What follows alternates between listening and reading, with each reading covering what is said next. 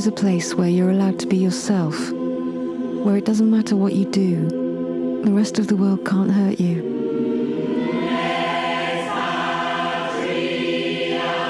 Home isn't about bricks and mortar. It's not about the place where you live. For me, home is the place that you go to where you feel peace, where you feel happiness.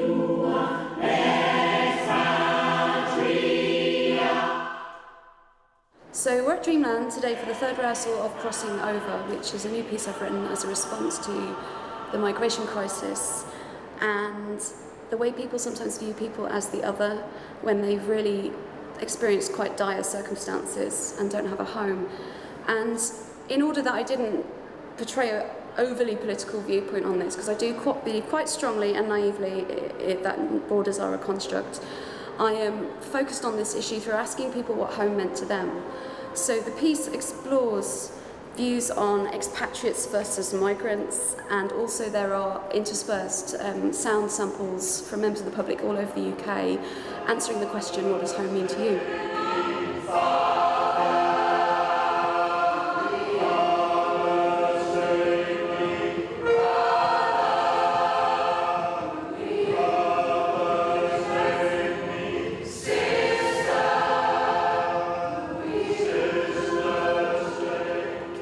I found the piece quite difficult to write because at times it was quite emotional, and then I thought they're going to watch it and think I'm a sap. And normally I create works that are a bit ugly or a bit unusual, and this is perhaps not ugly and not unusual. And it's the first time I've created a work that uses live sound and pre-recorded sound. But in terms of the performers, most of the singers who are in the choir, about 50 people, responded to an advert for singers, and also some belong to choirs I already lead.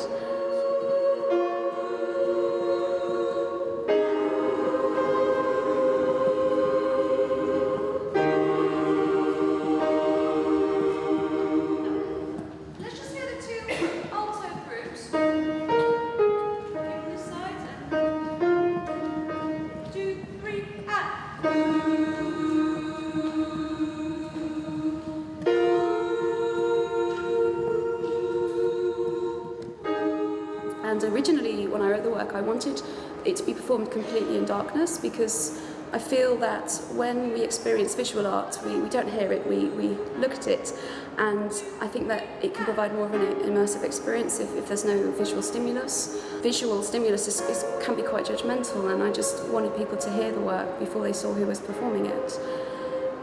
Quite a lot of the singers have experienced migration as well, and some of them are quite vulnerable and nervous about performing, so I thought that might also help them.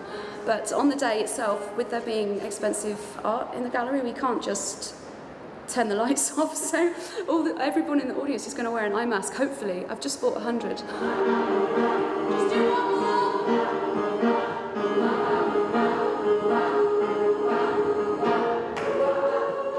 I like working with amateur choirs because when I compose the work, I can really think about, I can embed how they're going to learn it in the work. So I don't just write a piece of music and then think, how am I going to teach this to them? I think about that as I go along, and it's quite rewarding when I can teach an amateur choir really complex pieces in perhaps 9 parts. And they can feel often they report that they feel a really good sense of achievement for having achieved that challenge. So yeah, it's more rewarding and more challenging.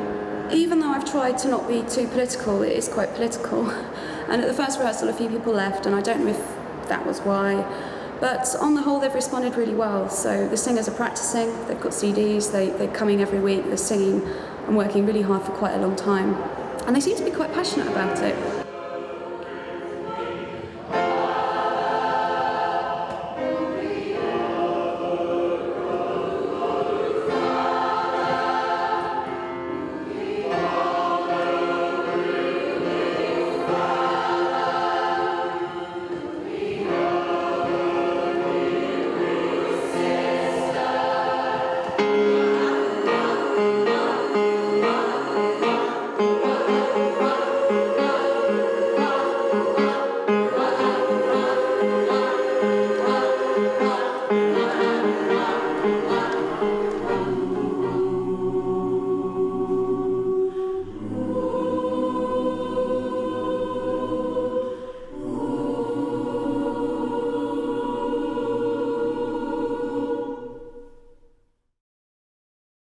So in about an hour we're going to do the piece, and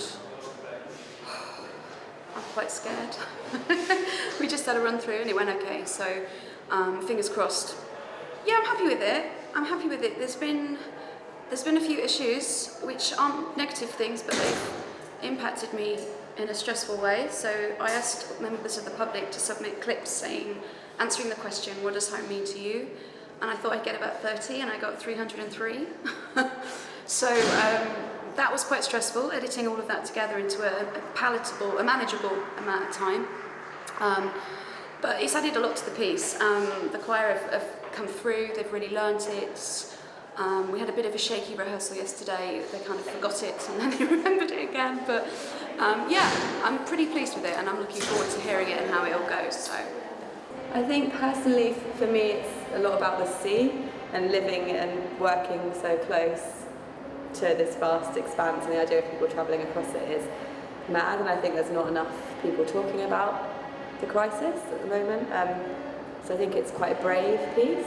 I'm surprised so many people are up for it. It really makes you focus on, especially given where we live, the plight of people coming in and refugees. It's such a discussed issue in the area, and it's really good to focus on it and think about the people as individuals and individual human beings. It helped me discover what home was and stuff like that, and it helped me understand what migrants and people would feel when they have to come over.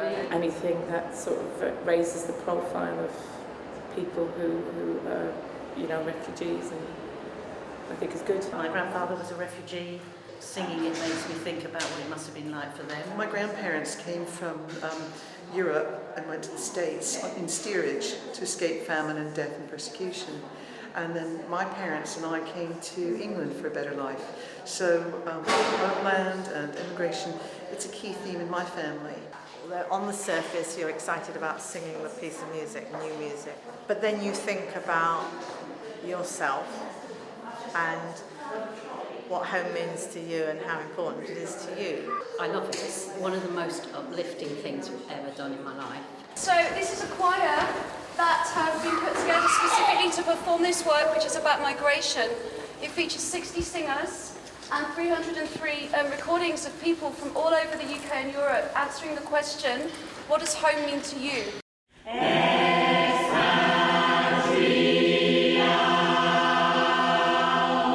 Home is a place where you're allowed to be yourself, where it doesn't matter what you do, the rest of the world can't hurt you.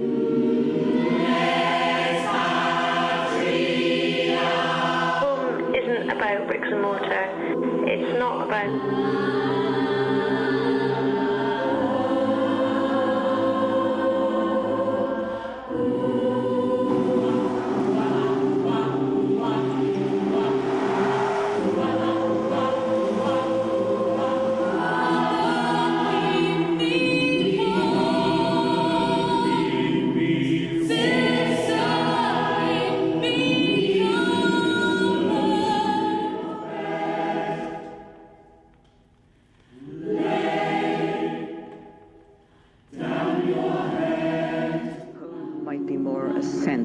Of a place rather than the place itself. A house is mainly where your stuff is. Home on the other hand is where you just long to be. Home is a mess with an endless list of chores to do. Peace of mind. الارتياح كمراك أفشل إيمة.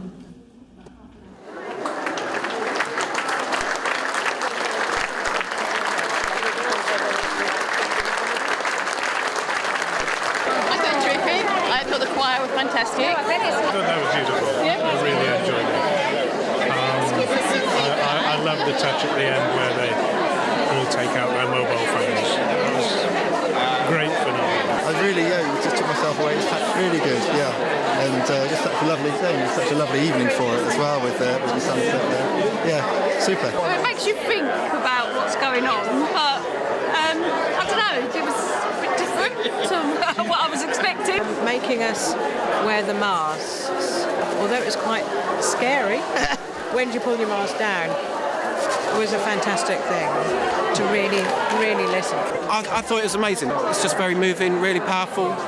And I've just complimented the composer here because I think what she's done And what I said to her was, she's given a voice to the people who can no longer speak and do no longer need to speak for what they experienced. I could hear those voices from generations ago and generations to come. Pretty good, I thought. Not bad. I thought so. It was really moving. It was. I mean, it always has been, even in rehearsal. It has been.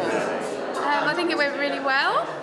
Yeah, I was really pleased with how it sounded, and because we didn't know how it was going to sound with a full audience in front of us. I think it was got a sense of it being a world premiere, and everyone had put an awful lot into it and wanted it to go well and to impact on the audience. Yeah, really, I didn't feel the emotion before until today. Yeah, it was great. I want to do it again now.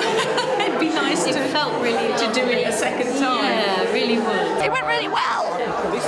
Oh, thank goodness. People really like wearing the masks. A few people were upset, which was sad, but I guess it meant it moved them. And I'm so relieved. Home is close.